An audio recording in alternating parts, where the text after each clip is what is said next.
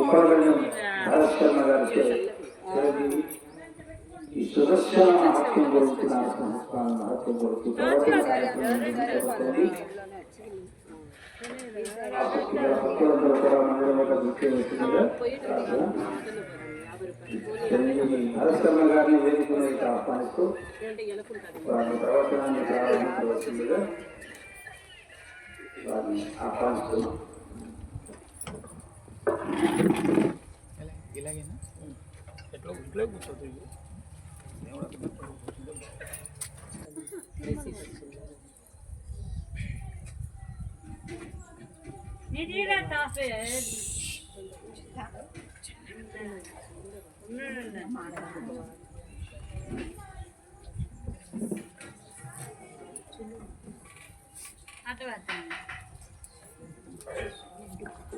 చూస్తా ఉన్నా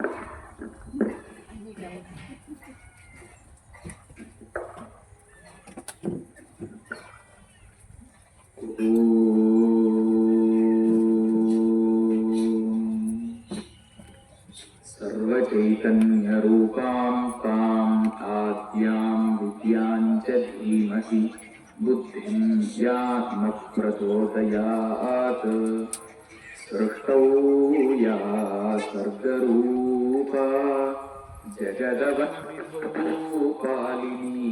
या च रौद्री संहारे चापि यस्याः जगदिदमखिलं क्रीडनं या पराख्या पश्यन्ती मध्यमालो तदनु भगवती वैखरी वर्णरूपा सा स्मत्वासं प्रसन्ना विधि हरिगिरिशाराधितालङ्करोतु शुक्लाम्बरधरं विष्णुं शशिवर्णं चतुर्भुजं प्रसन्नवदनं ध्यायेत् सर्वविघ्नोपशान्तये वन्दे गुरुपदद्वन्द्वम् अवाङ्मानसगोचरम् रक्तशुक्लप्रभामिश्रम् अतर्क्यं त्रैपुरं महः नारायणं नमस्कृत्य नरं चैव नरोत्तमं देवीं सरस्वतीं व्यासं ततो जयमुदीरयेत्। श्री महागणाधिपतये नमः, श्री महासरस्वत्यै नमः, श्री गुरुभ्यो नमः। అత్యంత పవిత్రమైనటువంటి ఈ ఆశ్వయుజ మాసంలో శరన్నవరాత్రుల సందర్భంగా లోక కళ్యాణం కోసం ఎంతో పావిత్ర్యాన్ని పొందినటువంటి ఈ సుదర్శన యోగ నరసింహస్వామి దేవాలయ సన్నిధిలో శ్రీనివాస కళ్యాణాన్ని మనం ఈవేళ జరుపుకుంటూ ఉన్నాం. కలియుగంలో ధర్మం చాలా తక్కువగా ఉంటుందని భాగవతం చెబుతోంది. అలసులు మందబుద్ధియుతులు అల్పతరాయువులు ఉగ్రరోగ సంకలితులు మందభాగ్యులు సుకర్మములెవ్వియు చేయజాలరీ కలియుగమందు అని భాగవతంలో చెప్పారు. అంటే అలసులు మొట్టమొదట ఏదైనా మంచి పని చేద్దామనేటటువంటి బుద్ధి వచ్చిన ఆలస్యం అంటే సోమరితనం మొట్టమొదటి లక్షణంగా ఉంటుంది అని కలియుగంలోని మానవుల గురించి చెప్పారు. మంద బుద్ధియుతులు పోనీ ఆలస్యం లేకపోయినా మంచి హుషారుగా ఉన్నా బుద్ధి శక్తి అంత బాగా ఉండదు, మంద బుద్ధియుతులు అన్నారు. అల్పతరాయులు పోనీ సోమరితనం లేకున్నా ఉత్సాహంగా ఉన్నా మంచి బుద్ధి శక్తి ఉన్నా అన్ని వేదాలను శాస్త్రాలను పురాణాలను చదువుదామంటే అంత ఆయుష్ ఉండదు, అల్పత ఆయువులు. ఉగ్రరోగ సంకలితులు పోనీ ఇవన్నీ ఉన్నా మధ్యలో ఏ కరోనా లాంటి ఉగ్ర రోగాలు మనల్ని పీడిస్తూ ఉంటాయి.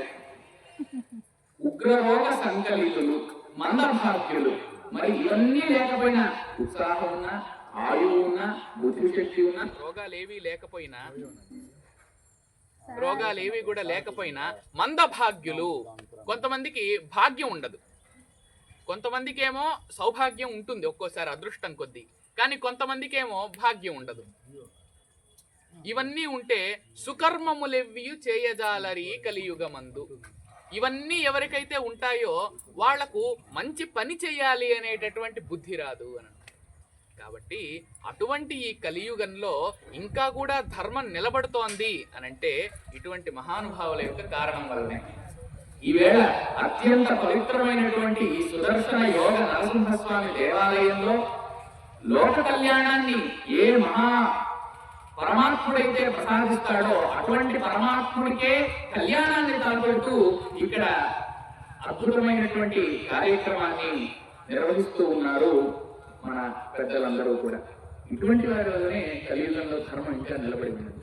కాబట్టి వారికి అందరికీ కూడా శుభం కలగాలని మరొకమారు ప్రార్థించుకుంటూ ఇక్కడ ఉన్నటువంటి ఇప్పుడు ప్రస్తుతం ఉన్నటువంటి కలియుగంలో దేవాలయాలు అనే ఒక ప్రత్యేకమైనటువంటి స్థలాలే మన యొక్క ధర్మానికి రక్షణ. అందుకనే గుడి బడి అన్నారు. ఒకప్పుడు దేవాలయాలే పాఠశాలలుగా ఉండేవి. దేవాలయాలలోనే విద్యార్థులందరూ కూడా విద్యను అభ్యసించేటటువంటి వారు. అటువంటి దేవాలయాల స్థితి నేడు ఏ విధంగా ఉందో మనం చూస్తూ ఉన్నాం. అందువలన ఆ దేవాలయాలన్నింటినీ కూడా మనం పునరుద్ధరించుకోవాల్సినటువంటి అవసరం ఇప్పుడు ఖచ్చితంగా ఉంది. అదే విధంగా దేవాలయాలలోనే మనకందరికీ కూడా ప్రశాంతి కూడా లభిస్తుంది. అందువలన దేవాలయాలు అనేటటువంటివే మన సంస్కృతికి, సంప్రదాయానికి, వాంగ్మయానికి, విద్యార్థుల భవిష్యత్తుకు కూడా ఒక మూల కారణం దేవాలయం మాత్రమే. అందువలన అందులోనూ ఆ దేవాలయం పెద్దగా ఉందా చిన్నగా ఉందా అనేటటువంటి సందేహం అవసరం లేదు. దేవాలయం అంటే దేవాలయం అంటే ఇప్పుడు విష్ణువు నా హృదయంలో ఉన్నాడు, అదే విష్ణువు విశ్వమంతా ఉన్నాడు అంటే విశ్వం ఎంత పెద్దది, నా హృదయం ఎంత పెద్దది. కాబట్టి భక్తుల హృదయము ఎంత చిన్న స్థలమైనా విశ్వం మొత్తము వ్యాపించి ఉండగలిగేంత విష్ణువే భక్తుల హృదయంలో కూడా ఉండి తాను పరిపూర్ణ రూపిగా తాను ప్రకటించుకుంటూ ఉన్నాడు. అందుకనే అప్పయ్య దీక్షితుల వారు వరదరాజ స్థలంలో అంటాడు, ఉద్ఘాట్య యోగ కలయా హృదయాబ్జ కోశం ధన్యై చిరాదపి యథారుచి నృత్యమాణ యప్రస్ఫురత్యవిరతం పరిపూర్ణ రూప శ్రేయస్సమే వితతు శాశ్వతికం ముకుందః అంటాడు. అంటే ఎంతో మంది సాధువులు, ఎంతో మంది యోగ తపస్సులు చేసేటటువంటి వాళ్ళు, యోగ క్రియలో లీనమైనటువంటి వాళ్ళు ఉద్ఘాట్య యోగ కలయ హృదయాబ్జ కోశం, వాళ్ళ యొక్క హృదయం అనేటటువంటి పద్మపు మొగ్గ ఎలా ఉంటుందండి, విచ్చుకోకుండా అలా ముకుళించుకొని ఉంటుంది మొగ్గ, పద్మం మొగ్గ, తామర మొగ్గ. కానీ హృదయం అనేటటువంటి తామర మొగ్గను యోగ కళ చేత, అభ్యాసం చేత, సాధన చేత ఎన్నో ఏళ్ళు తపస్సు చేయడం ద్వారా ఆ హృదయం అనేటటువంటి పద్మాన్ని వారు వికసింపజేసుకుంటున్నారు యోగులు ఆ యోగ సాధన వల్ల. ఆ విధంగా వికసింపజేసుకుంటే అప్పుడు ఎంతో కాలానికి గాని ఆ శ్రీ మహావిష్ణువు యొక్క దర్శనం వాళ్ళకి కాదు. అంతటి దుర్లభమైనటువంటి స్వరూపము శ్రీ మహావిష్ణువుది. ఎన్నో ఏళ్లుగా, ఎన్నో వందల సంవత్సరాలుగా తపస్సు చేసేటటువంటి వారికే ఆ శ్రీ మహావిష్ణువు వాళ్ళ యొక్క భాగ్యం మేరకు, అదృష్టం మేరకు దర్శనమిస్తాడు. కానీ ఇక్కడ మనందరి కోసము సాక్షాత్తు తన ఆయుధమైనటువంటి సుదర్శనుడితో కూడి నరసింహస్వామిగా ప్రత్యక్షంగా మనకి ఇక్కడే కలిసి ఉన్నాడంటే మనందరం ఎంత అదృష్టవంతులం. అందుకనే భాగవతంలో దశమస్కంధంలో ఇంకో మాట అంటారు,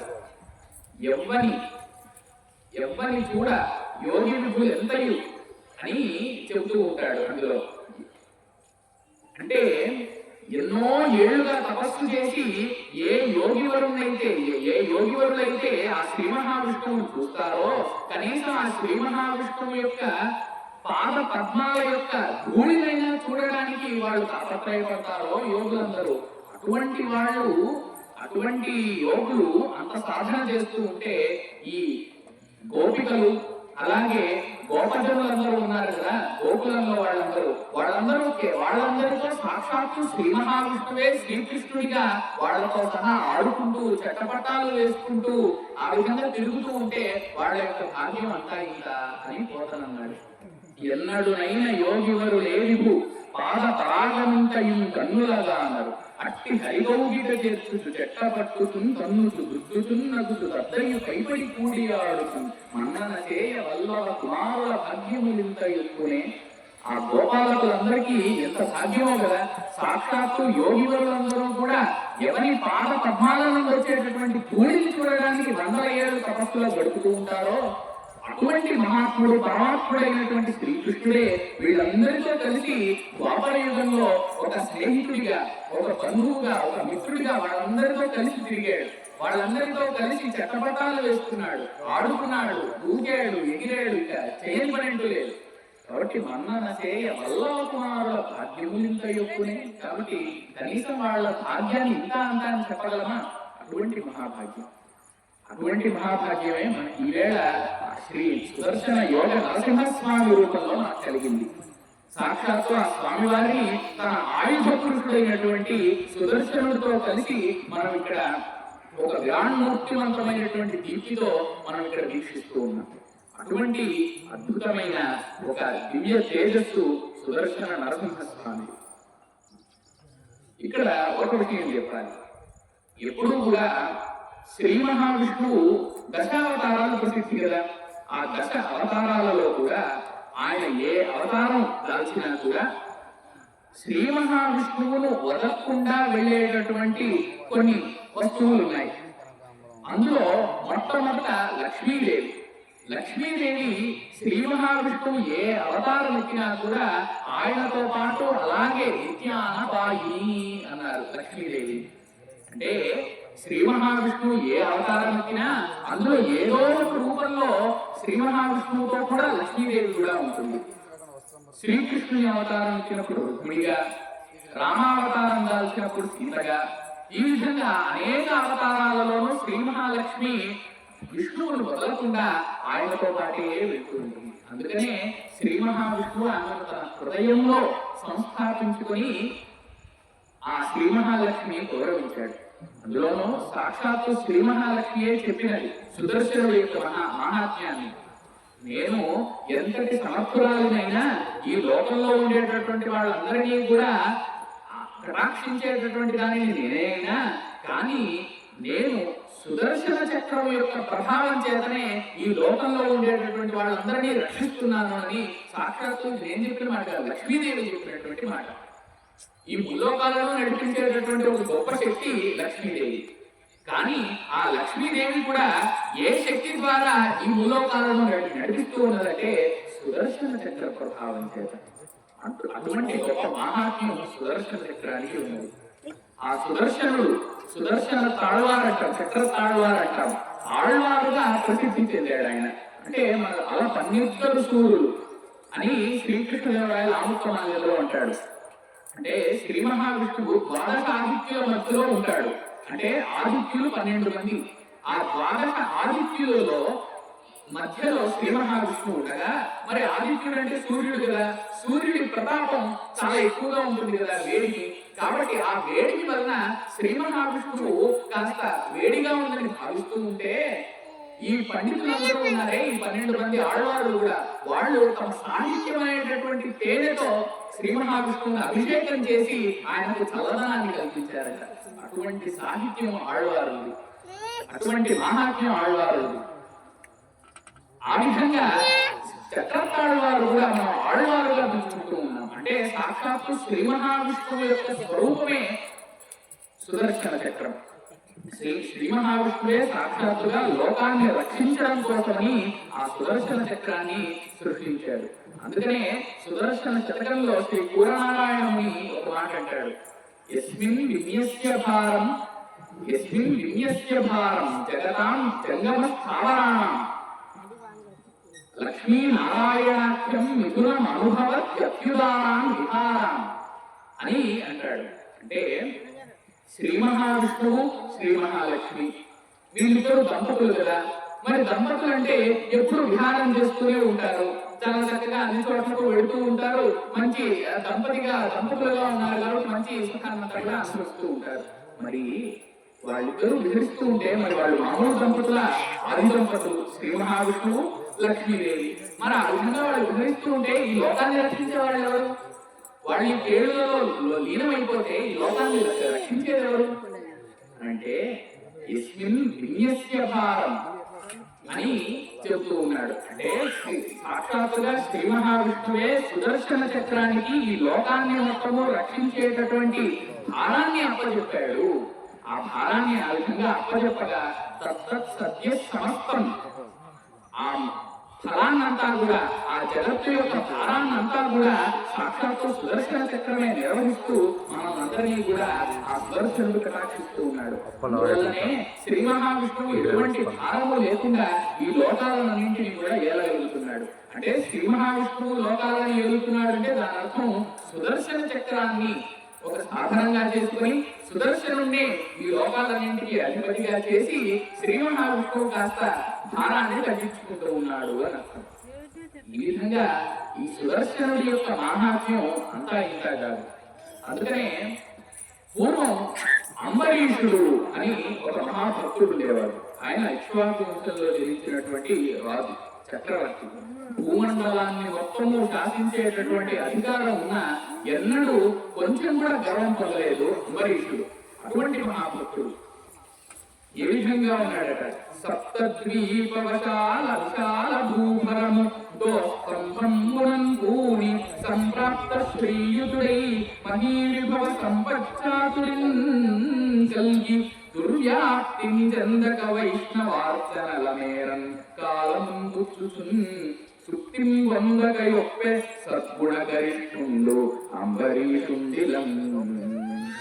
ఆ అంబరీషుడు ఎటువంటి వాడట, సప్తద్వీప విశాల భూభరము, ఈ భూమిలో సప్త ద్వీపాలు ఉన్నాయి. ఆ ద్వీపాల నడుమ నివసించేటటువంటి అందరినీ కూడా కేవలం తన ఒక్క చేతితో వాళ్ళందరినీ కూడా పోషిస్తూ ఉండేటటువంటి మహారాజు, చక్రవర్తి ఆ అంబరీషుడు. సంప్రాప్త శ్రీయుతుడై, అతనికి ఎన్నో రకాల సౌఖ్యాలు ఉన్నాయి, ఎన్నో రకాల ఐశ్వర్యాలు ఉన్నాయి, కానీ అతను ఎన్నడూ అహంకారాన్ని మాత్రం పొందలేదు. ఈ విభవ సంపత్తులను కలిగి ఈ భూమి మొత్తాన్ని పరిపాలించేటటువంటి అధికారం ఉన్నా కూడా ఆయన ఎన్నడూ ఇదంతా కూడా సాగి అని అనుకోలేదు. దుర్వ్యాప్తిని చెందక వైష్ణవార్చనల మేరను కాలం పూర్చుతుంది. అందుకనే దుర్వ్యసనాలకు లోను కాకుండా, ఎటువంటి చెడు అలవాట్లను కూడా పుచ్చుకోకుండా వైష్ణవార్చనల మేరను కాలం పూర్చుతుంది. ఇక్కడ వైష్ణవార్చనలు అంటే రెండు రకాల అర్థం అండి. వైష్ణవమైనటువంటి అర్చన అంటే విష్ణు సంబంధితమైనటువంటి అర్చన వైష్ణవార్చన అని అర్థం. ఇంకొక అర్థం ఏంటంటే వైష్ణవుల అర్చన, విష్ణువుని ఎవరైతే పూజిస్తారో వాళ్ళ యొక్క అర్చన. అందుకనే కదా భాగవతం అన్నారు. భాగవతం అంటే భగవంతుడికి సంబంధించినది భాగవతం, కానీ భగవంతుడిని స్తుతించేటటువంటి వాళ్ళను భాగవతులు అని అంటారు. భగవంతుడి యొక్క భక్తులే భాగవతులు అనే పేరుతో పిలువబడతారు. వాళ్ళ యొక్క అంటే భాగవతులందరి యొక్క చరిత్రనే ఈ భాగవతము అనేటటువంటి గ్రంథంగా వేదవ్యాసుడు మనకు అందించగా పోతన మహాకవి అద్భుతంగా దాన్ని ఆవిష్కరించారు. అటువంటి ఒక గొప్ప భాగవతుడైనటువంటి అంబరీషుడి గురించి మనం ఇప్పుడు చర్చించుకుంటూ ఉన్నాం. ఈ అంబరీషుడు సామాన్యుడు కాదు, ఒక గొప్ప రాజు, చక్రవర్తి. అయినా వైష్ణవార్చనను చేస్తూ ఉంటాడు. ఎప్పుడు కూడా అహంకారాన్ని పొందకుండా, అంటే విష్ణువును అర్చిస్తూ ఉంటాడు, విష్ణువును అర్చించే వాళ్ళను సన్మానిస్తూ ఉంటాడు. అది విషయం. ఆ విధంగా చేయాలి. అంటే సాక్షాత్తు విష్ణువును అర్చించేటటువంటి వాళ్ళు కూడా విష్ణువుతో సమానమే అనే ఒక గొప్ప సత్యాన్ని అంబరీషుడు చెబుతూ ఉన్నాడు. అందుకనే సుక్తిం వందక యొక్క సద్గుణ గరిష్ఠుడు అంబరీషుడు అన్నాడు. ఆయన సద్గుణ గరిష్ఠుడు. ఆయనలో ఎన్నో రకాల సద్గుణాలు నెలకొని ఉన్నాయి. అందువలనే ఆయన గురించి మనం ఈ వేళ కూడా చెప్పుకుంటూ ఉన్నాం.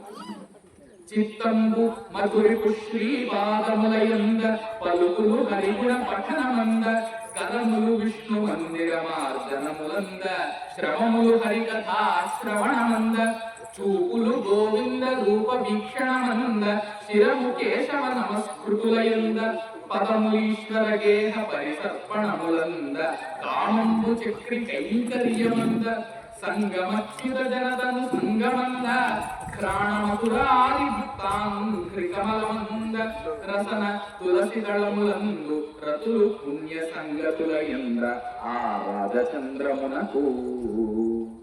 ఆ అంబరీషుడు మరి విష్ణుని అర్చించేటటువంటి వాడు అని అనుకున్నాం. ఏ విధంగా అర్చించేవాడు అంటే తన సర్వాంగాలను శ్రీ మహావిష్ణువు యొక్క సేవ కొరకే వాడుకునేవాడట. ఏ విధంగా? చిత్తంబు మధురిపు శ్రీపాదములయంద. మొట్టమొదట మనం ఏమి బయటికి చేసినా చేయకపోయినా మన మనస్సు అనేది నిత్యం కార్యం చేస్తూనే ఉంటుంది కదా. నిత్యము ఎక్కడో ఒకటి తిరుగుతూనే ఉంటుంది మన మనస్సు. అది మామూలుగా అచంచలంగా ఉండదు కదా, అందుకనే మనస్సుకు చంచలము అని కూడా పేరు. మరి అంబరీషుడి మనస్సు ఆ విధంగా లేదు. చిత్తంబు మధురిపు శ్రీపాదములయంద.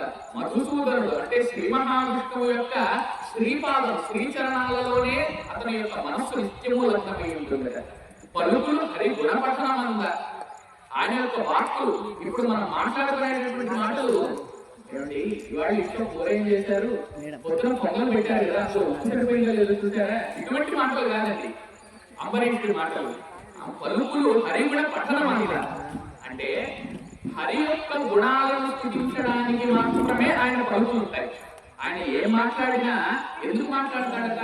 శ్రీ మహావిష్ణువుని స్థుతించాలనే కోరికతో మాట్లాడతాడు తప్ప ఇంకే దేని గురించి మాట్లాడదు. ఆ విధంగా ఆయన పలుకులు ఉంటాయి. కరములు విష్ణు మందిర మార్జనములు అంటారు. ఈవేళ చాలా ఆవశ్యకమైనటువంటి ఒక అంశం. మన దేవాలయాలన్నింటినీ కూడా పునరుద్ధరించాలనేటటువంటి ఒక గొప్ప సంకల్పం మనం అందరం కూడా తీసుకోవాలి. ఆ విధంగా ఈ సందేశాన్ని ఆనాడే అంబరీషుడు చెప్పాడు. మరి ఆయన చేతులు ఉన్నాయి కదా, అంబరీషుడి చేతులు, అవి ఎటువంటి చెడ్డ కార్యాలను కానీ లేదా వేరే వేరే పనులకు ఆయన చేతులను ఉపయోగించాడట. విష్ణు మందిర మార్జనములంతా, విష్ణువు యొక్క దేవాలయాలను శుభ్రం చేయడానికి ఆయన చేతులను ఉపయోగిస్తాడట. అది విషయం. శ్రవములు హరికథాశ్రవణం అంట. ఆయన యొక్క చెవులు ఉన్నాయి, ఎటువంటి ఒక హాస్యమైనటువంటివి కానీ ఒక అశ్లీలమైనటువంటివి కానీ విశేషాలను వినడానికి ఆయన ఒప్పుకోడు. హరికథాశ్రవణం అంట. అసలు వింటే హరికథనే వినాలి ఆయన చెవుల ద్వారా. అందుకనే ఆయన చెవులు ఉన్నాయి అని ఆయన భావిస్తాడు. చూపులు గోవింద రూప వీక్షణం అంట. మరి కన్నులు ఎందుకున్నాయా అంటే గోవింద రూప వీక్షణం. తనివి తీరా సుదర్శన నరసింహస్వామిని చూడడానికే అంబరీషుడు తన కళ్ళున్నాయి అని భావించేవాడు. ఆయన కన్నులతో ఏదైనా చూడాలనుకుంటాడంటే ఆ గోవిందుడి యొక్క రూపాన్ని మాత్రమే చూడాలనుకుంటాడు. శిరము కేశవ నమస్కృతులయ్యంట. మరి తల ఉంది, ఈ తల ఎందుకు? ఆయన చక్రవర్తి కదా, ఆయన ఎన్నో రకాల కార్యాలు చేయడానికి ఈ తలనే ముఖ్యం. అందులోనే బుద్ధి కాబట్టి ఆయన బుద్ధిశక్తి. కానీ ఆయన దానికి ఉపయోగించేట ఆయన తలను. కేశవ నమస్కృతులైన ఆయన ఎవరికీ నమస్కరించాడు, ఒక్క కేశవుడికి తప్ప. అది విశేషం. కేశవ నమస్కృతులకు మాత్రమే, కేశవునికి శ్రీ మహావిష్ణువుకు నమస్కరించడానికి మాత్రమే ఆయన తలను ఉంచుతాడట. అటువంటి చక్రవర్తి భాగవతాగ్రేసరుడు అంబరీషుడు. పదములు ఈశ్వరగేహ పరిసర్పణములంద. ఆ పరంధాముడైనటువంటి వాళ్ళ ఇళ్ళ, పరంధాముని స్తుతించేటటువంటి వాళ్ళ ఇళ్లలోకి వెళ్ళడానికే ఆయన యొక్క కాళ్ళు ఉపయోగపడతాయి. కాబట్టి ఆయన గమ్యం ఎక్కడుంటుంది? ఎప్పుడు కూడా భగవంతుని యొక్క సన్నిధి చేరుకోవడానికి మాత్రమే ఆయన యొక్క పాదాలు ఉంటాయి. కామము చక్రి కైంకర్యం అంట. మరి ఎంత మనిషికైనా కామం అనేది ఉంటుంది కదా. కామం అంటే కోరిక. కానీ అంబరీషుడికి కూడా ఒక కోరిక ఉందట. ఆ కోరిక మామూలు కోరిక కాదు, చక్రి కైంకర్యం అంటారు. ఎందుకంటే మన అర్చక స్వాములు అందరూ చేస్తూ ఉన్నారే, దీన్ని కైంకర్యం అంటారు. అంటే కింకరస్య భావ కైంకర్యం. కింకరుడు అంటే సేవకుడు అని అర్థం, మృత్యుడు అని అర్థం. కింకరుడు స్వామికి ఏవైతే సేవలు చేస్తాడో వాటినే కైంకర్యము అని అంటారు. అంబరీషుడికి ఒకే ఒక కోరిక ఉందట, కామం. అందరికి ఉండేటటువంటి కామం కాదు. ఆ కామం ఎటువంటిది అంటే చక్రి కైంకర్యం అందా. అంటే చక్రాన్ని ధరించినటువంటి ఆ శ్రీ మహావిష్ణువు ఉంటాడు కదా, అందుకే ఆయన చక్రి అని పేరు. చక్రం అస్య అస్థితి చక్రి. చక్రాన్ని ధరించి ఉంటాడు కాబట్టి, మన సుదర్శన చక్రాన్ని ధరించి ఉంటాడు కాబట్టి ఆయన చక్రి అని పేరు. ఆ చక్రి యొక్క కైంకర్యం అందే ఆయన యొక్క కామం ఉంటుంది. అంటే ఎప్పుడూ కూడా శ్రీ మహావిష్ణువును పూజించాలి, అర్చించాలి అనేటటువంటి మాత్రమే ఆయన కోరిక. ఇంకా మిగిలిన కోరికలే లేవు. అంత అద్భుతమైనటువంటి మనస్సు అంబరీషుడికి. ఇక్కడ సేవకుడికి కింకరుడికి ఒక భేదం ఉందండి, ఒక తేడా ఉంది. సేవకుడు యజమాని ఏం చెబితే అది చేస్తాడు, అవునా? కానీ కింకరుడు అంటే ఏంటి తెలుసా? ఏమి చెయ్యాలి అని స్వామి చెప్పకముందే అడిగేవాడే కింకరుడు. అది విషయం. సేవకుడు అంటే స్వామి చెప్పిన తర్వాత పని నువ్వు ఇలా చేయాలంటే అప్పుడు సేవకుడు చేస్తాడు. కానీ కింకరుడు నేనేం చేయాలి స్వామి చెప్పండి అని అనేటటువంటి వాడే కింకరుడు అట. అంటే ఆయన ఆజ్ఞ కోసం ఎదురు చూస్తూ ఉంటాడు.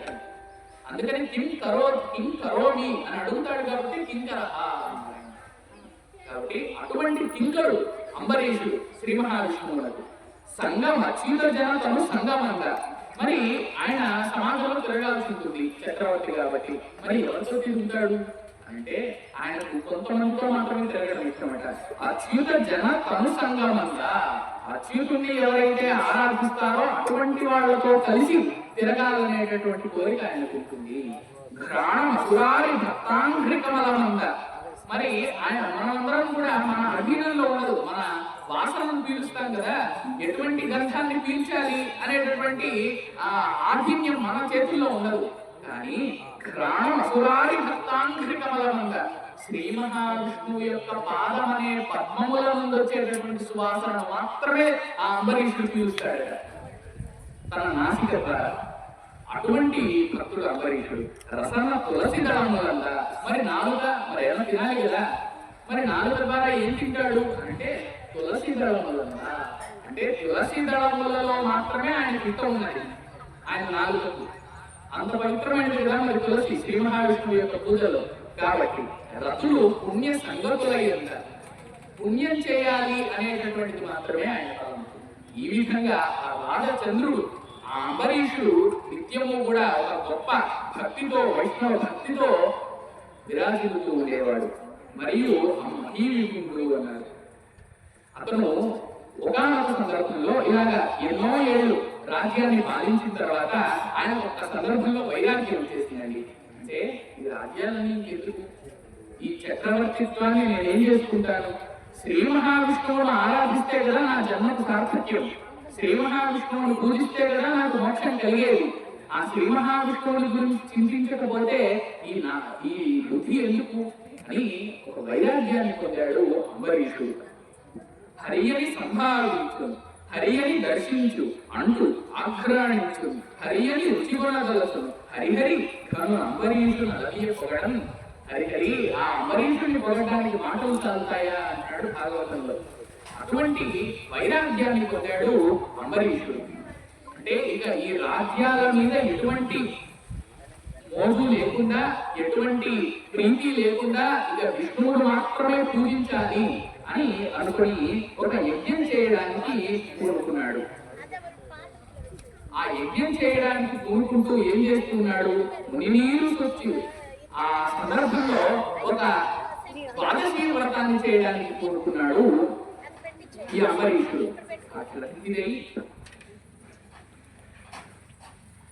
ఇట్లు వ్రతము చేసి ఆ వ్రతములను కార్తీక మాసమున 3 రాత్రులు ఉపవసించి కాళిందీ జలముల స్నాతుండయి మధువనంపున మహాభిషేక విధానముల విహిత పరికర సంపన్నుండై హరిని అభిషేకము చేసి మనోహరములైన గంధములు సమర్పించి అభినవ ఆమోదములైన పుష్పములను పూజించి తదనంతరం మరి ద్వాదశి వ్రతం చేయాలనుకున్నాడు.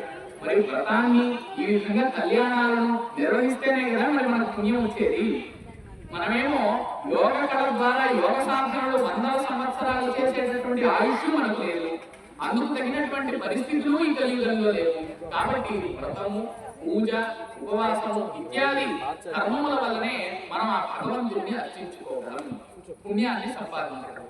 అందువలననే అంబరీషుడు తనకి వైరాగ్యం వచ్చిన తర్వాత ద్వాదశి వ్రతం అనేటటువంటి వ్రతాన్ని చేద్దామని అనుకున్నాడు. కాబట్టి ఆ ద్వాదశి వ్రతంతో చేసిన తర్వాత కార్తీక మాసంలో, అంటే సరిగ్గా ఇక ఆశ్వయుజం కార్తీకం కాబట్టి కార్తీక మాసంలో సరిగ్గా 3 రాత్రులు ఉపవసించి, అంటే 3 రోజుల పాటు ఉపవాసం ఉన్నాడు అంబరీషుడు.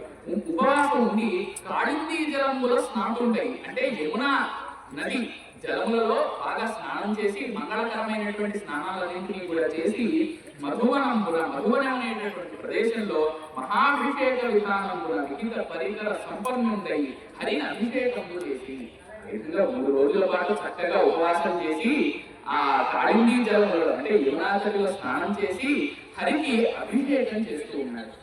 అభిషేకం చేసిన తర్వాత ఉపవాసం అయిన తరువాతి రోజు పారణ చేయాలి. అవునా?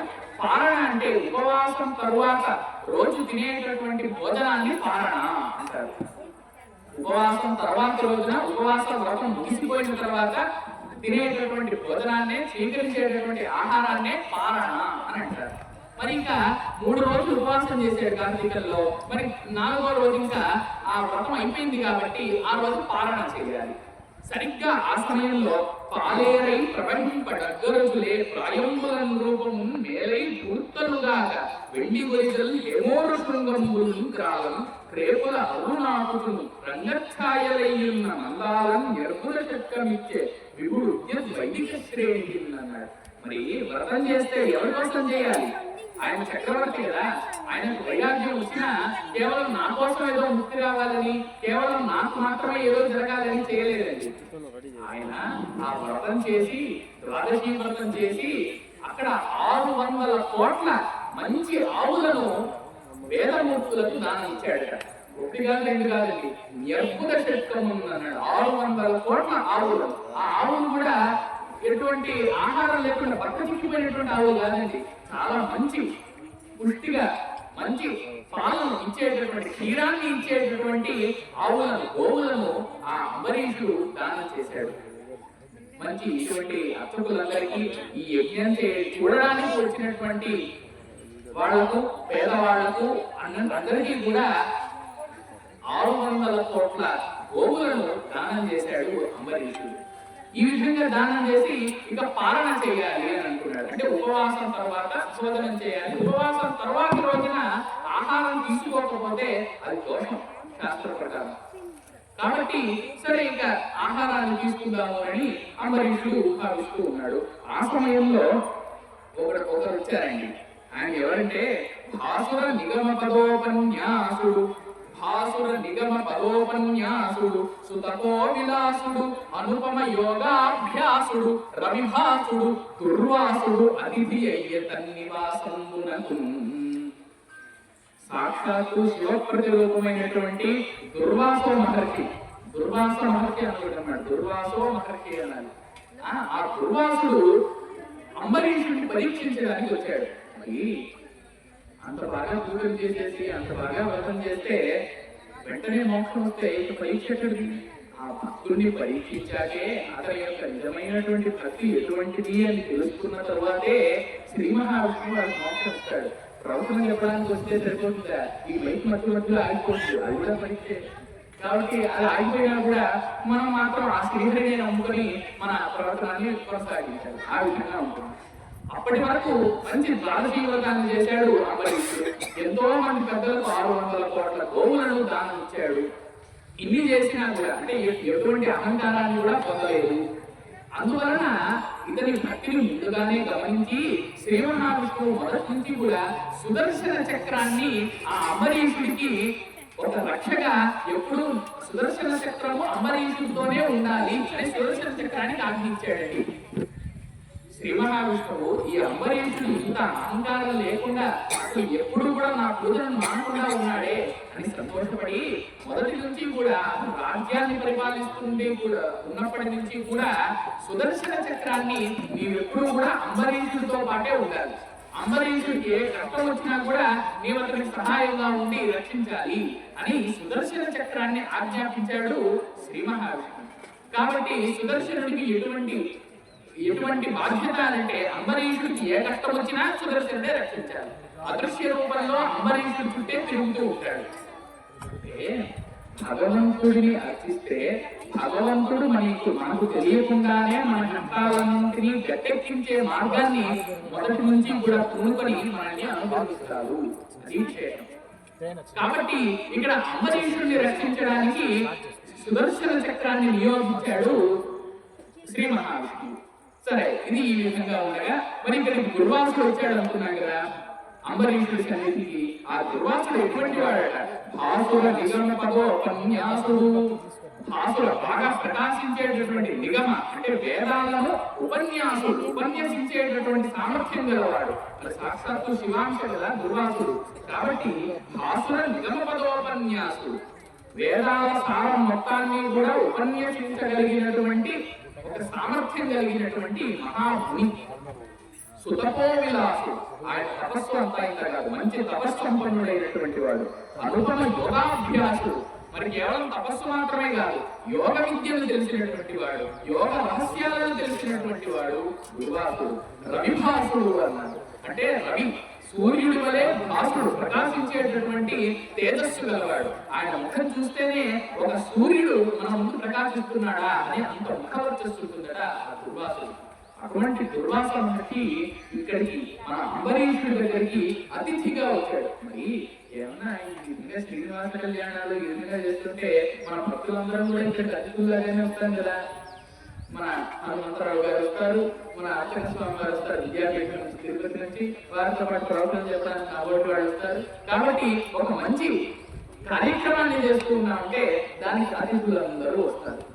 ఆ విధంగా ఇక్కడ వ్రతాన్ని చేసి అందరికీ దానం ఇస్తూ ఉన్నాడు కదా అంబరీషుడు. కాబట్టి ఈ కార్యక్రమాన్ని చూడడానికి మన దుర్వాస మహర్షి కూడా ఇక్కడికి వచ్చి ఆ అంబరీషుడిని అనుగ్రహిద్దాం అనుకున్నాడు. ఒక పరీక్ష కూడా చేద్దామని అనుకున్నాడు. ఆ విధంగా దుర్వాసుడు వచ్చాడు. వెంటనే అంబరీషుడు ఆ దుర్వాస మహర్షిని చూసి అతన్ని సత్కరించి అతని దగ్గరికి వెళ్ళి పాదాభివందనం చేసి అర్ఘ్యపాద్యాలన్నీ కూడా సమర్పించి, మీకు ఏం కావాలి చెప్పండి, మీరు ఇక్కడికి రావడం వల్ల మా ప్రదేశం అంతా కూడా ఎంతో ధన్యమైంది, నా జన్మ సార్థక్యాన్ని పొందింది అని అంబరీషుడు ఆ వచ్చినటువంటి దుర్వాస మహర్షిని గౌరవించాడు. సరే, ఆ దుర్వాస మహర్షి ఇక్కడ ఫోన్ చేద్దాము అని చెప్పేసి అంబరీషుడు అన్నాడు ఆ దుర్వాస మహర్షితో. మరి ముని ఋషి ఇటువంటి వాళ్ళందరూ కూడా ఋషులు ముళ్ళు వస్తే పెద్ద పెద్ద వాళ్ళు గురువులు వాళ్ళకు భోజనం పెట్టకుండా పంపించకూడదు కదా.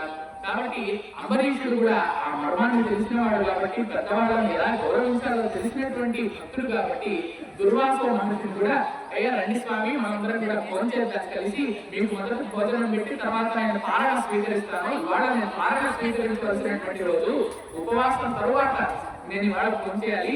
కాబట్టి మొదట మీరు ఫోన్ చేస్తే ఆ తర్వాత మీరు ఫోన్ చేయగా మిగిలినటువంటి ఆ పవిత్రమైనటువంటి ఆహారాన్ని నేను స్వీకరిస్తాను అని అన్నాడు. అంత వినయం అంబరీషుడు చెప్పాడు. అంటే మొదలు పెద్దవాళ్ళకు వడ్డించాలి.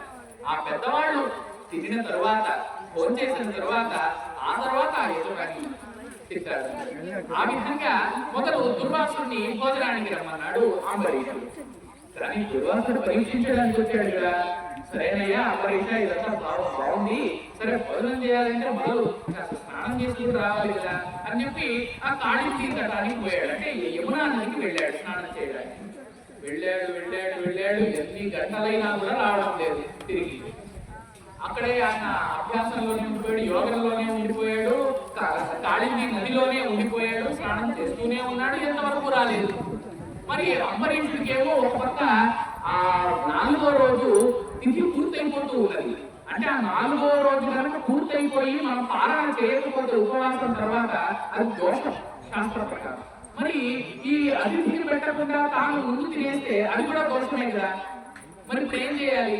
ఈ దుర్వాసుడేమో ఎంత చూసినా కూడా ఆయన నీటి నుంచి బయటికి రావడం లేదు. మరి నేను ఇక్కడ పాలన చేయకపోతే నా వ్రతము భంగం అయిపోతుంది. నేను పాలన చేశానే అనుకోండి, అప్పుడు అతిథికి పెట్టకుండా ముందు నేనే తినేసిన వాడు అవుతాను. కాబట్టి నీటితో ఆశపడతా అంటే గతంతో దాని ఇలాగా వరుసగా వస్తూనే ఉంటాయి, సుఖాలు వస్తే దాని వరుసగానే వస్తుంది. కాబట్టి ఈ విధంగా ఒక సందేహం వచ్చింది, ఒక సంశయం వచ్చింది అంబరీషుడికి. మరి అంబరీషుడు అంటే ఆయన ఎవరు సామాన్యుడు కాదు కదా, చక్రవర్తి కదా. ఆయన మంత్రులు ఉంటారు, పురోహితులు ఉంటారు, అర్చకులు ఉంటారు, మంచి శాస్త్రజ్ఞానం కలిగినటువంటి వాళ్ళందరూ కూడా ఆయన ఆస్థానంలో ఉంటారు.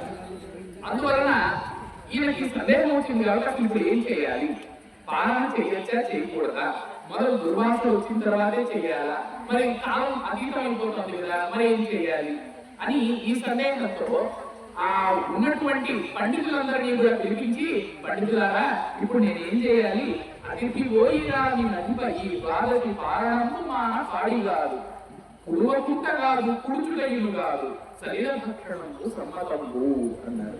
అంటే పండితులారా, ఇప్పుడు ఈ అతిథి వెళ్ళాడు, ఇంతవరకు రావడం లేదు మళ్ళీ తిరిగి.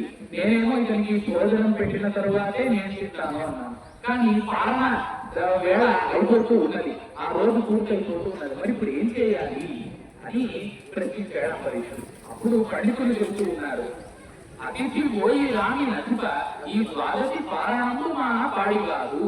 ద్వాదశి నాడు సరిగ్గా ఆ రోజు, ఆ ద్వాదశి నాడు అతిథి వచ్చాడు దుర్వాసుడు. అతడు వెళ్ళి రాకపోతే మనం పాలన మానేయడం అనేటటువంటిది ధర్మం కాదు రాజా అంబరీష. కాకపోతే మరి పాలన మానకూడదు అంటే భోజనము చేయడానికి వీల్లేదు, ఎందుకంటే అతిథి ఇంకా రాలేదు కాబట్టి భోజనము చేయడానికి వీల్లేదు. కొన్ని ఏదైనా మంచి పానీయాలు తాగుదామంటే ఒక పంచామృతము ఒక తీర్థము ఈ విధంగా తాగుదామంటే అలా కూడా చేయకూడదు. మరి ఏం చేయాలి అంటే శరీర భక్షణము సమ్మతము, ఒక నీళ్లు తాగు, అదే నీ పాలనగా సరిపోతుంది. నీళ్లు తాగడం వల్ల అతిథి రాకముందే భోజనం చేశావు అనేటటువంటి అపకీర్తి ఉండదు, నువ్వు పాలన మానేశావు అనేటటువంటి అపకీర్తి కూడా ఉండదు.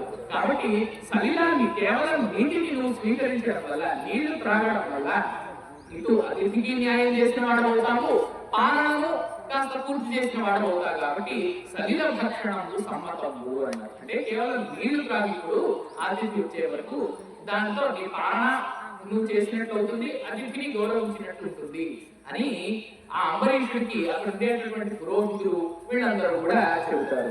అప్పుడు యమునలో పునకృత్యుడై వచ్చి రాజుచే సేవితుండై రాజు చేస్తుటంబు బుద్ధిలో నూజించి బొమ్మడి మొగముతో అలరడి నేనితో ఆగ్రహించి. మరి దుర్వాసుడు సామాన్యుడా, సరిగ్గా ఎప్పుడైతే అంబరీషుడు నీళ్లు తాగాడో ఆ తర్వాత అప్పుడు వచ్చాడు సరిగ్గా అంబరీషుడి ఇంటికి వచ్చి. ఆ దుర్వాసుడు కూడా మంచి దివ్య దృష్టి గలవాడు కదా, మహామౌని ఆయన, మహర్షి మహర్షి కాబట్టి అతనికి మనస్సు ద్వారానే తెలిసింది ఈ రాజు నేను రాకముందే నీళ్లు తాగాడు అంటే పాలన చేసేసాడు. అందుకని ఓ రాజా అంబరీష, నీవేంటో పెద్ద విష్ణు భక్తుడి అని అందరూ బయట అనుకుంటూ ఉంటారు, కానీ ఈ విధంగా వచ్చినటువంటి అతిథిని అవమానిస్తారా? నిత్యము కూడా శివుణ్ణి, కేశవుణ్ణి, బ్రహ్మను ఈ త్రిమూర్తులను కూడా సేవించి ధరించేటటువంటి వాడిని నేను పిలిస్తే త్రిమూర్తులు పలుకుతారు, త్రిమాత్రలు పలుకుతారు. అటువంటి నేను వస్తే నాకంటే ముందుగా నీవే భోజనం చేసి అవతారం చేస్తావా? నీవు మూర్ఖుడివి, నీకు ఏ విషయాలను కూడా తెలియదు, నీకు పెద్దవాళ్ళని ఏ విధంగా గౌరవించాలో తెలియదు, నీవు దుష్టుడివి అని ఇలాగా అమరాని మాటలన్నీ కూడా దుర్వాసుడు అన్నాడు అంబరీషుడు. అప్పుడు అంబరీషుడికి మనం రక్షగా ఏముంటుంది అనుకున్నాం? సుదర్శన చక్రం ఉంటుంది. శ్రీ మహావిష్ణువు ఎప్పుడూ కూడా సుదర్శన చక్రాన్ని ఆ అంబరీషుడితోనే ఉండమని ఆజ్ఞాపించాడు కదా. ఆ అంబరీషుడికి ఎటువంటి కష్టం వచ్చినా ఆ సుదర్శన చక్రమే రక్షిస్తుంది. కాబట్టి ఈ సుదర్శన చక్రం సిద్ధంగా ఉండాలి. ఆ సమయంలో దుర్వాసుడి కోపం వచ్చి నీవెంతో దుష్టుడివి కాబట్టి నిన్ను అంతం చేయడానికి ఇప్పుడే నేను కోరుకుంటున్నాను అని చెప్పి దుర్వాసుడు తన ఒక జడను పింకి ఒక కృత్య అనేటటువంటి ఒక శక్తిగా మార్చాడు. అంటే ఆయన జడ పింకిలా వేస్తే కృత్య అనేటటువంటి మహాభయంకరమైనటువంటి శక్తిగా ఆ జడ రూపొందింది. ఆ కృత్య ఈ అంబరీషుని అంతం చేయడానికి వస్తుంటే వెంటనే సుదర్శన చక్రం ప్రత్యక్షమయ్యి ఆ కృత్యను నాశనం చేసేసింది. ఆ ప్రకారం హరివిశ్వరూపుడు వెర్రి తపసి చేయి వేడబొమ్ము చక్కబెట్టు మనకు చక్రంబు వంచిన వచ్చే నది ప్రళయవంతి పడింది. ఒక ప్రళయ కాలంలో అగ్ని ఏ విధంగా అయితే ఈ భూమిని కమ్మేస్తుందో అటువంటి అగ్నిలాగా ఆ అగ్ని యొక్క తేజస్సుతో ఈ సుదర్శన చక్రము ఆ కృత్యను అణచివేసి ఆ అంబరీషుడిని రక్షించింది. మరి సుదర్శనుడు అంటే సామాన్యుడు కాదు కదా, కేవలం ఆ కృత్యను అంతం చేసేవారికైనా ఆయన పని. కాబట్టి దుర్వాసుని అంటున్నాడు, పక్కనే ఉన్నటువంటి దుర్వాసుడు ఈ సుదర్శన చక్రం. ఆ దుర్వాసుడు వెంటనే ఆ దుర్వాసుడు ఎక్కడెక్కడికి పరిగెడుతుంటే ఈ సుదర్శన చక్రం అతన్ని వెంబడిస్తూనే ఉండేది. వెంబడిస్తూ ఉండి ఆ సుదర్శన చక్రము దుర్వాసుని అస్సలు వదిలిపెట్టేది. గుమిదూరం గుమిదూరు అంటే ఆ అంబరీషుడు భూమిలోకి చొచ్చి తను దాంకున్నాడంటే ఆ భూమిలోకి వెళ్తుంది సుదర్శన చక్రం. అభ్యుదరణ అభ్యుదొచ్చు. మరి సముద్రంలో దాంకున్నాడంటే ఆ దుర్వాసుడు సముద్రంలోకి వెళ్తుంది ఈ సుదర్శన చక్రం. ఉద్వేగి అయి దివిభ్రాంతం దివిభ్రాంతి. మరి ఆకాశంలోకి వెళ్తే రాలేదేమో కదా ఈ సుదర్శన చక్రం అంటే ఆకాశంలోకి వెళ్తే ఆకాశంలో కూడా తరుముకుంటూ వచ్చింది ఈ సుదర్శన చక్రం. దిక్కులకు దిగ్వీధులంలో ఏ దిక్కుకు వెళ్తే ఆ దిక్కును తరుముకుంటూ వచ్చింది దుర్వాసుని.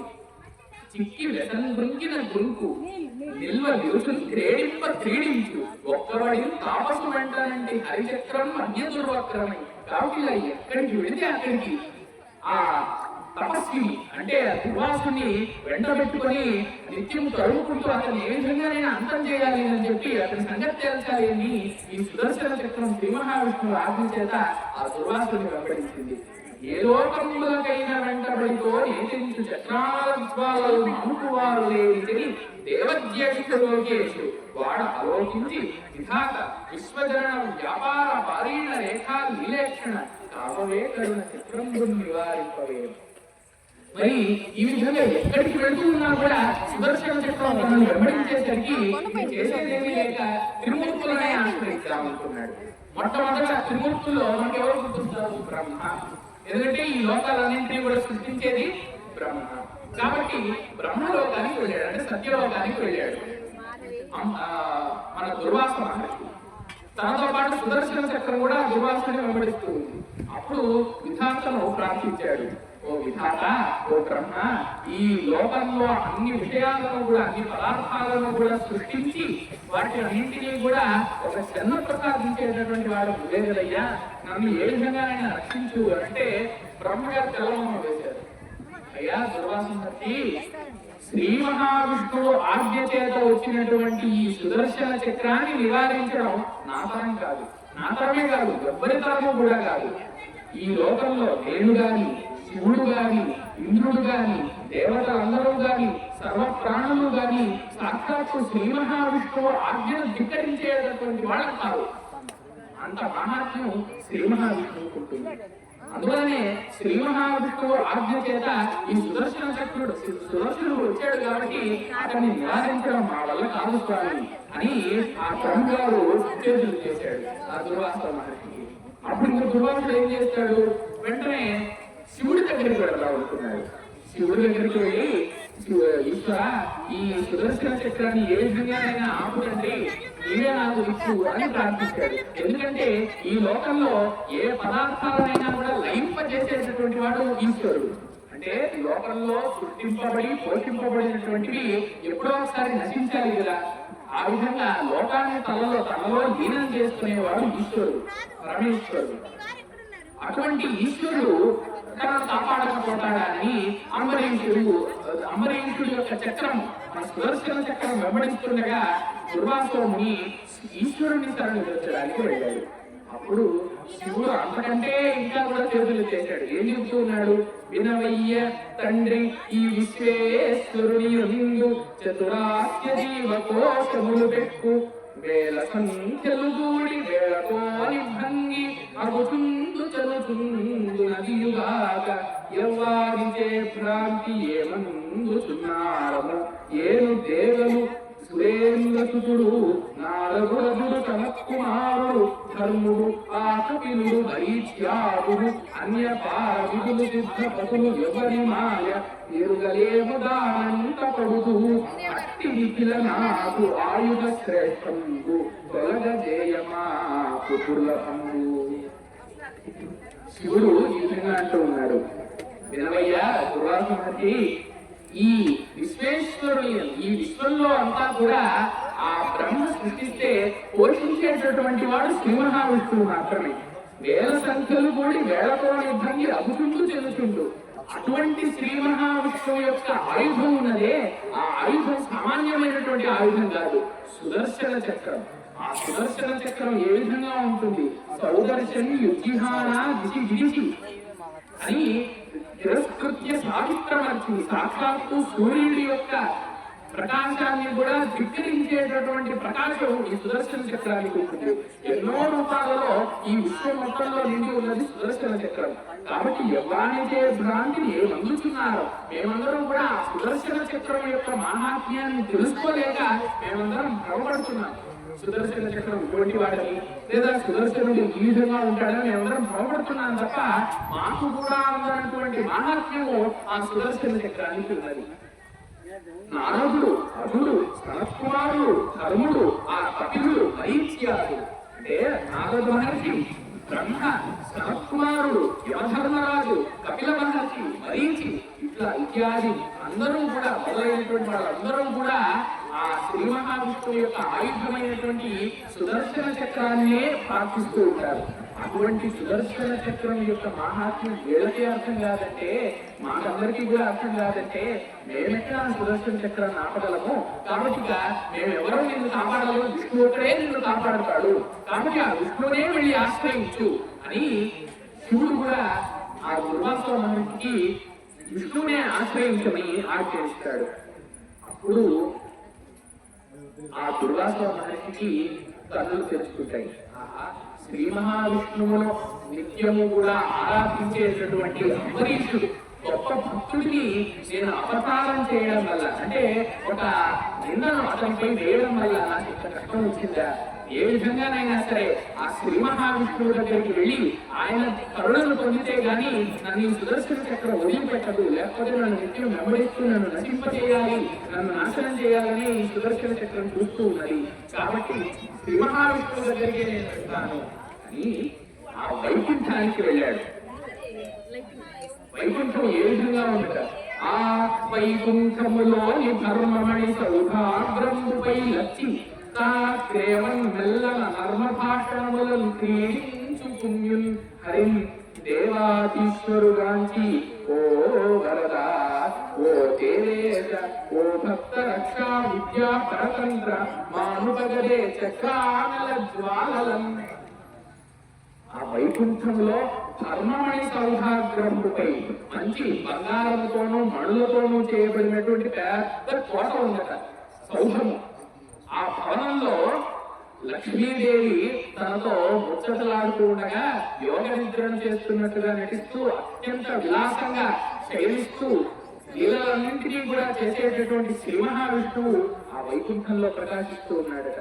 అటువంటి శ్రీ మహావిష్ణువు దగ్గరికి వెళ్ళి ఓ వరద, ఓ దేవేశ, ఓ భక్త రక్షా విద్యా పరతంత్ర, ఈ సుదర్శన చక్రం యొక్క అగ్నిని మానికి వెంటనే నన్ను రక్షించవచ్చు కదయ్యా అని ఆ దుర్వాస మహర్షి శ్రీ మహావిష్ణువును ప్రార్థిస్తూ ఉన్నాడు. నీ మహిమార్ణవంబు తుది మిత్రముగా నెరుగంగలేక నీ ప్రేమకు వచ్చు దాసులకు క్రించుదనంబుల ఎగ్గు చేసి నీ యొక్క మహిమ అంతా ఇంతానని నేను తెలుసుకోలేకపోయాను తండ్రి. శ్రీ మహావిష్ణు నీ యొక్క భక్తుడు ఎవరైతే ఉంటాడో వాడు కూడా సాక్షాత్తు నీవే, శ్రీ మహావిష్ణువే. శ్రీ మహావిష్ణువు అర్చించేటటువంటి వాడు కూడా ఆ శ్రీమన్నారాయణుడితోనే సమానం. ఆ విషయాన్ని తెలుసుకోలేక నీ భక్తుడి జోలికి వెళ్ళి అతని మీద మోపరానటువంటి నిందలు మోపాను, అతడు నన్ను అవమానించాడని భావించాను, కాబట్టి నా మరపును సహింపు, అంటే నేను చేసినటువంటి తప్పులు నేను మరిచిపోయి నిన్ను ధిక్కరించాను, నా ఈ కుదరపాటును క్షమించు తండ్రి. అట నారకుడైన నాందులో నామము చింత చేసిన అనంత సుఖస్థితి చెందకుంటునే. మరి ఆయన రక్షించాలి అంటే ఏదో ఉదాహరణ చెప్పాలి కదా. మరి అప్పుడు దుర్వాసుడు చెప్తున్నారు, నన్ను ఏ విధంగా అయినా రక్షించు, ఎందుకంటే నరకానికి వెళ్ళేటటువంటి వాడైనా సరే ఒక్కసారి మనస్సులో శ్రీ మహావిష్ణువు యొక్క నామాన్ని జపిస్తే అతడు వెంటనే ఆ నరకం నుంచి బయటపడి స్వర్గాన్ని చేరుతుంటాడు. అటువంటి గొప్ప నామం శ్రీ మహావిష్ణువు యొక్క నామం. ఆ విధంగా శ్రీ మహావిష్ణువు యొక్క నామాన్ని స్మరించినంత మాత్రాన, నిన్ను స్మరించినంత మాత్రాన నరకంలో వెళ్ళేవాడైనా కూడా అనంత సుఖస్థితి చెందకుండానే అనంతమైనటువంటి సౌఖ్యాలను పొందుతాడు కదా, ఆ నరకం నుంచి బయటపడతాడు కదా. అటువంటి విధంగా నువ్వు వాళ్ళని రక్షిస్తావు కదా, అదే విధంగా నేడు నన్ను కూడా రక్షించు తండ్రి, నేను చేయరాని పొరపాటు చేశాను అని శ్రీ మహావిష్ణువును ప్రార్థించాడు దుర్వాసుడు. అని పలికి పాదకమాంగులకు మొక్కి లేవకయున్న దుర్వాసుని అని హరిస్తున్నది. అప్పుడు నన్ను రక్షించే ప్రభు అంటూ సాష్టాంగ నమస్కారం చేశాడు దుర్వాసుడు. ఆ దుర్వాసుని అప్పుడు కనికరించి శ్రీ మహావిష్ణువు అతన్ని లేపి ఈ విధంగా అంటున్నాడు, చలమున బుద్ధిమంతులకు సాధులు నా హృదయంబులీల దొంగిలి కొనిపోతుంది. ఎవరైతే పట్టుగా నన్ను అర్చించి నా యొక్క ప్రార్థనలు చేసి నన్ను పూజించి ధరిస్తారో అటువంటి వాళ్ళు చాలా సులభంగా నా యొక్క మనస్సును దొంగిలించుకొని వెళ్ళిపోతారు. అంటే నేను సాక్షాత్తుగా వాళ్ళను రక్షిస్తాను అని చెప్పడం. నా మనస్సును కూడా అపహరించగలిగే వాళ్ళు ఎవరు అంటే నన్ను నిత్యము పట్టుదలతో రక్షించేవాళ్ళు. కాబట్టి దొంగిలి కొనిపోతుందరు అకెందుక భక్తి లవాకయంబులని నిరోధ భక్తి కట్టుదు. వాళ్ళ యొక్క భక్తి అనేటటువంటి తీగలతో నన్ను కట్టేస్తారు. మరి నన్ను వాళ్ళు భక్తి అనే తీగలతో కట్టేస్తే వాళ్ళ నుంచి కాకుండా నేను వేరే చోటికి వెళ్ళగలనా? కాబట్టి ఎవరైతే నన్ను అర్చిస్తారో, ఎవరైతే నా కళ్యాణాన్ని చేయిస్తారో, ఎవరైతే సుదర్శన నరసింహస్వామిని అయినటువంటి నన్ను దర్శిస్తారో వాళ్ళకు నిత్యము కూడా నేను అభయాన్ని ప్రసాదిస్తానని శ్రీ మహావిష్ణువు అంబరీషుడిని అవమానించినటువంటి దుర్వాసుడితో చెబుతూ ఉన్నాడు శ్రీ మహావిష్ణువు. కాబట్టి అప్పుడు వెంటనే నాకు మేలుగోరు నా భక్తుడగు వాడు భక్తజనులకేన పరమగతియు భక్తుడెందు జనిన పరదెందు వెంట గోవు వెంట తగులు కోడే భంగి. ఒక ఆవు ఉన్నదండి, ఆ ఆవుకు ఒక దూడ ఉన్నది. అంటే ఆవుకు పుట్టినటువంటిదే కదా దూడ. మరి ఆ ఆవు ఎక్కడికి వెళితే దూడ కూడా అక్కడికే వెళ్తుంది కదా. అంటే తన తల్లిని విడిచి వెళ్ళదు కదా దూడ.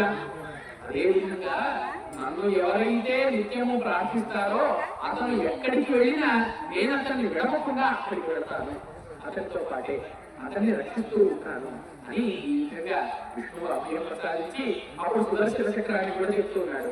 సుదర్శన చక్రమా శాంతించవయ్యాక ఈ దుర్వాసుడు తన తప్పును తెలుసుకున్నాడు, ఇతన్ని రక్షించు, ఇతన్ని నాశనం చేయకు, ఇతన్ని కాల్ చేయకు, నీ యొక్క అగ్ని ప్రభ సామాన్యమైనటువంటిది కాదు, అటువంటి ఒక గొప్ప తేజస్సు నీది.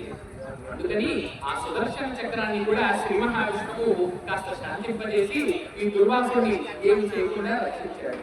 అప్పుడు తిరిగి సుదర్శన చక్రము దుర్వాసుడు ఇద్దరు కూడా అంబరీషుడి దగ్గరికి వచ్చి ఆ దుర్వాసుడు అంబరీషుడితో ఈ విధంగా అంటూ ఉన్నాడు, అయ్యా అంబరీష, నువ్వెంతో చాలా గొప్ప భక్తుడివి, కానీ నిన్ను పరీక్షించాలనేటటువంటి బుద్ధితో నేను నీ మీద నింద మోపాను.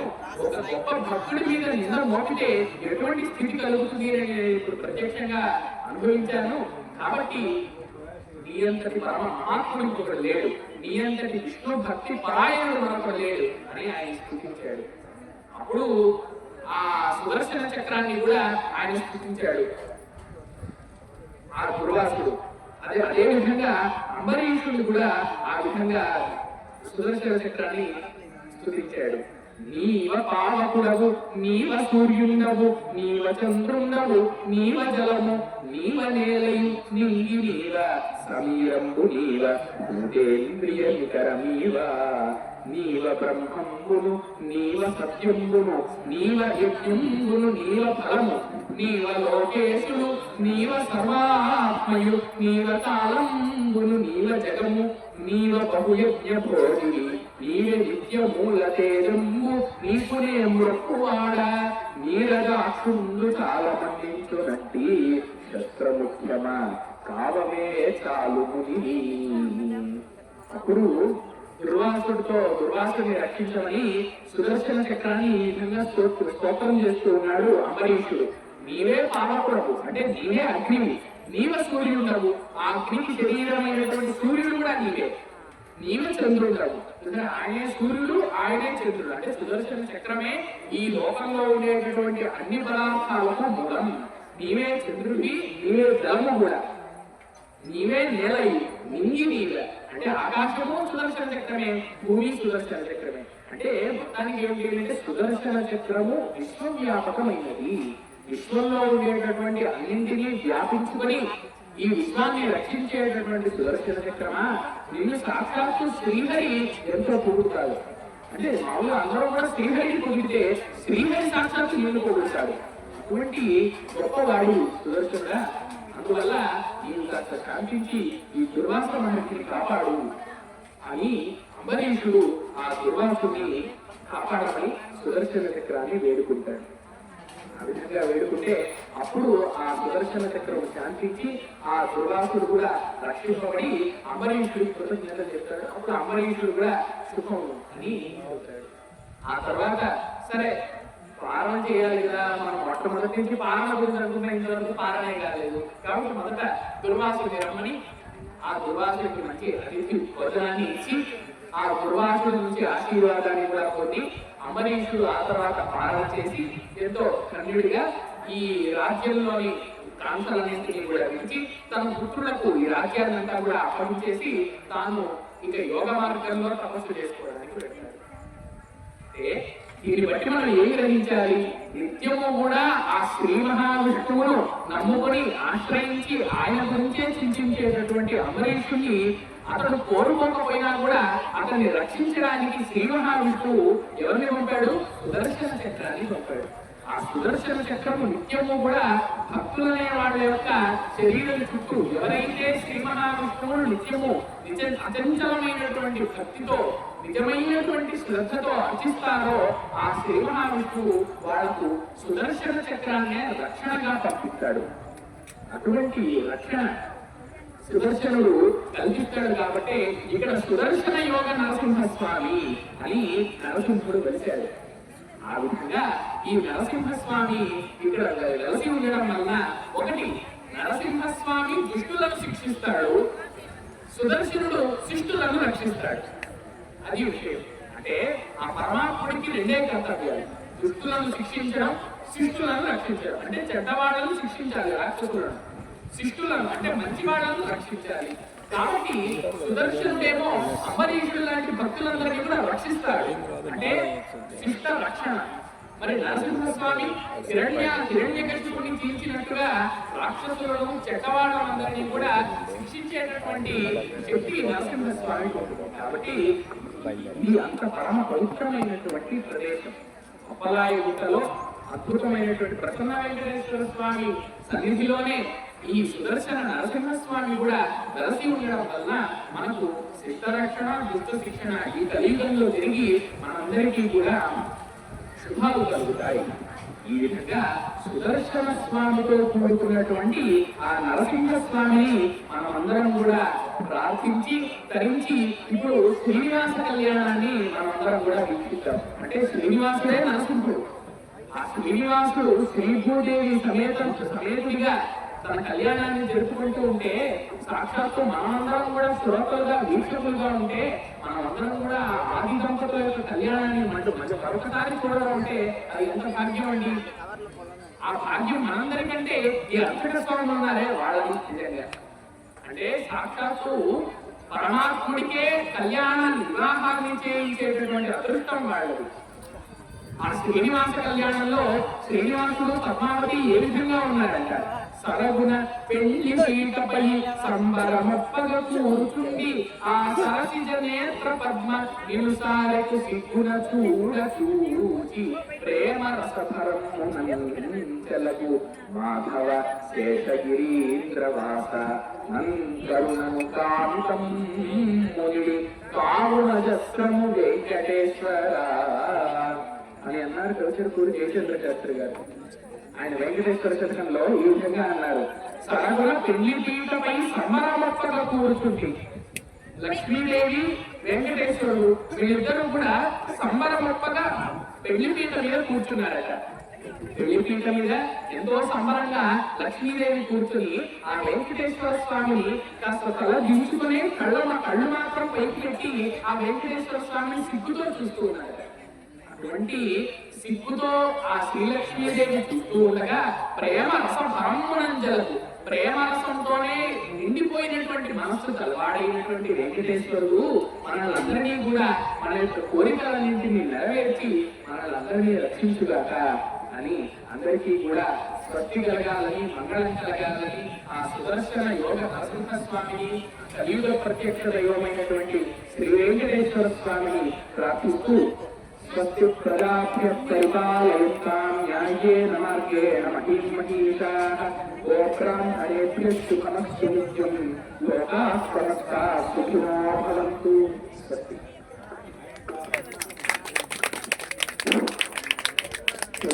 బాలవాహని గారు ఈ సుదర్శన నరసింహ మందిరంలో ఈరోజు శ్రీనివాస కళ్యాణం సందర్భంగా సుదర్శన మహత్యం గురించి చక్కని ప్రవచనం చేశారు. వారికి మరింత భగవంతుడు ఆశీర్వాదంతో మరింత పెద్ద పెద్ద మందిరాల్లో చక్కని ప్రవచనాలు చేసి మరింత అభివృద్ధికి రావాలని కోరుకుంటూ వారికి ఆశీర్వదం చేస్తూ అర్చకులు వేదాశీర్వచనం చేస్తూ వారికి సన్మానం చేస్తారు. అందరూ కూడా మీ కరతాళ ధ్వనులతో వారిని ఆశీర్వదిస్తే వారికి మరింత ఉత్సాహంగా ఉంటారు.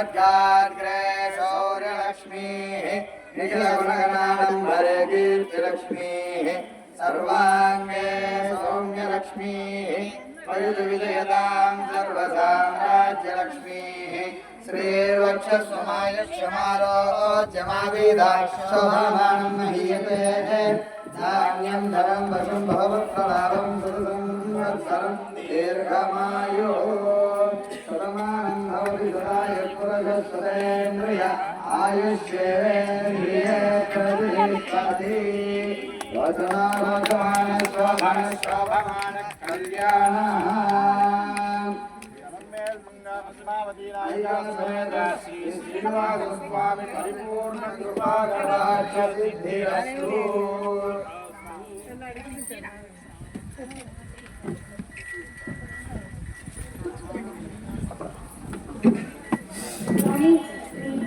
మా గ్రామ సభ్యుల తరఫున అలాగే మా గ్రూప్ సభ్యుల తరఫున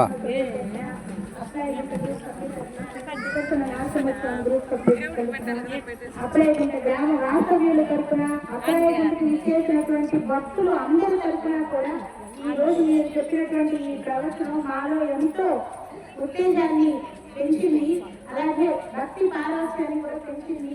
చాలా మీరు చక్కగా దేవాలయాల ప్రాశస్త్యం ఏంటి, అంబరీష్ మహర్షి గురించి ఇంత ఈ దేవాలయం ఉన్నది.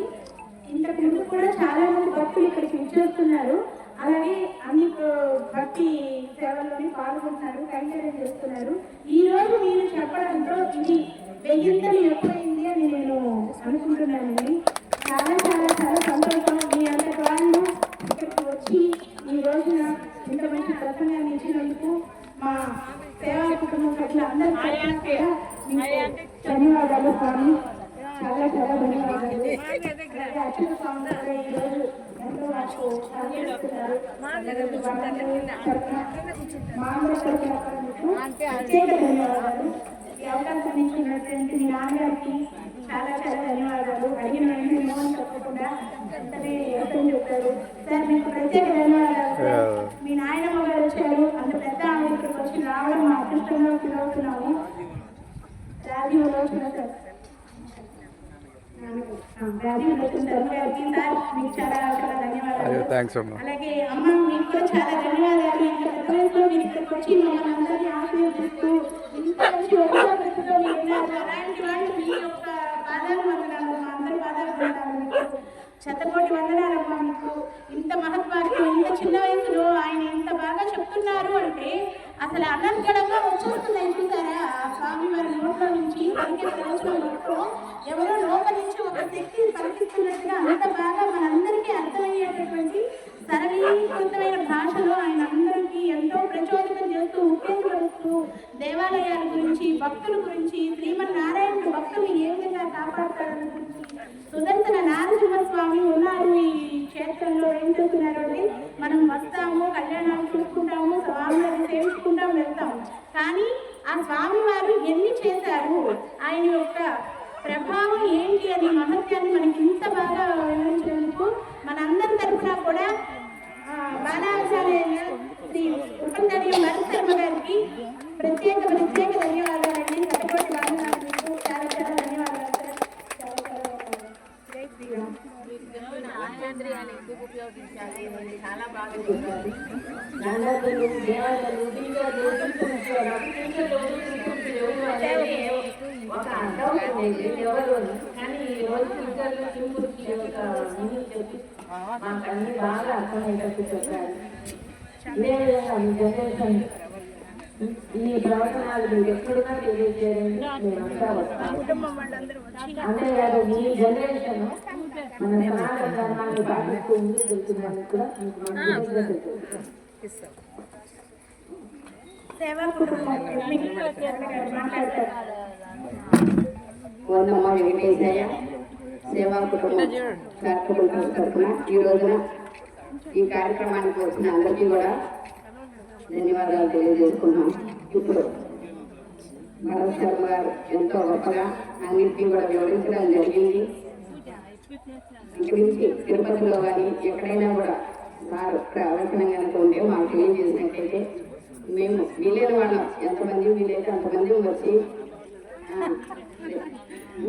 వచ్చి మేమందరం కూడా ప్రవచనాల్లో పాల్గొని ఎన్నో విషయాలు తెలియని విషయాలు ఎన్నో విషయాల్ని మేము పారాయణాలు చేస్తున్నాం కానీ దాని లోటు ఏంటనేది అర్థం అనేది తెలియదు. ఏదో ఉంది బుక్లో నేను చదువుతూ వెళ్తున్నాం అంతే తప్ప దాని వివరం ఏంటి ఇంత గొప్పగా మీరు వివరించారు. సుదర్శన చక్రాల గురించి కానీ అంతా కూడా ఇంకా మేము ఇంకా యాక్చువల్గా వెళ్ళలేకపోయినాం వాళ్ళ కార్యక్రమంలో. కానీ ఇంకా టైం కనుక ఉంటే కనుక అమరీశ్వరం గురించి కూడా చెప్పారు మీరు చాలా గొప్పగా. ఏకాదశి వ్రతం గురించి చెప్పారు. ఇటువంటివన్నీ కూడా మేము విని అర్థం చేసుకునేందుకు ఈ ప్రవచనం ఎప్పుడున్నా కూడా మాకు తెలియజేసినట్టయితే మా గ్రూప్లో మేము పెట్టడం జరుగుతుంది. మేము అందరం కూడా వచ్చి పార్టిసిపేట్ చేసి అందరం కూడా ధన్యులు అవుతాం. జై శ్రీరామ్.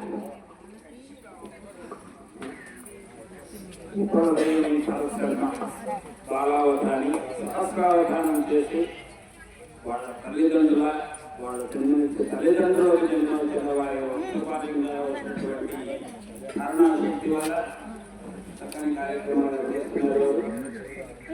తండ్రి గారి శ్రీ రాజీవాలు వచ్చిన ఉపాధ్యాయులు కృష్ణతేజ దాంట్లో కృష్ణతేజ ఛానల్లో అప్పుడప్పుడు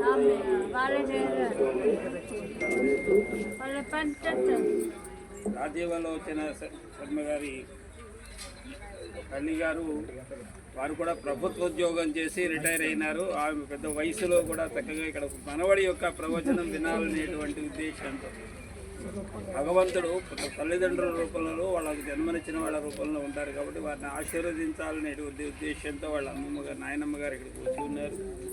వారు ఇలాంటి మంచి కార్యక్రమాలు నిర్వహించి చక్కగా ఇది చిన్న వేదిక అయినా కూడా చిన్నపుచ్చుకోకుండా ఇక్కడికి వచ్చి పెద్ద ప్రవచనం సుదర్శన నారసింహుడు అంటే అందరికీ తెలుసు. సుదర్శనం ఆయన చేతిలో ఆయుధం కదా, ఆ ఆయుధమే ముఖ్యమైనది. విష్ణుమూర్తి ఏ అవతారాలైనా సుదర్శన చక్రాలు లేకుండా ఉండదు. లక్ష్మి సుదర్శనం ఎక్కడ శంఖ చక్రాలు లేకుండా విష్ణుమూర్తి ఉన్నారు.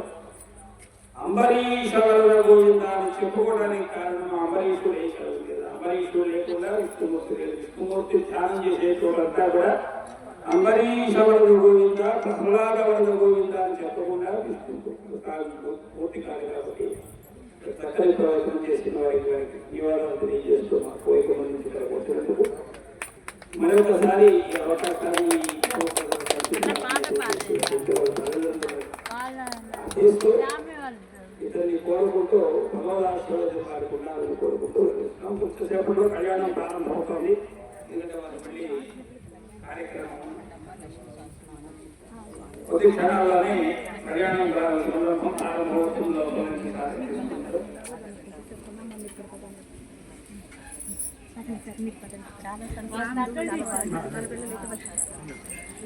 ఒకసారి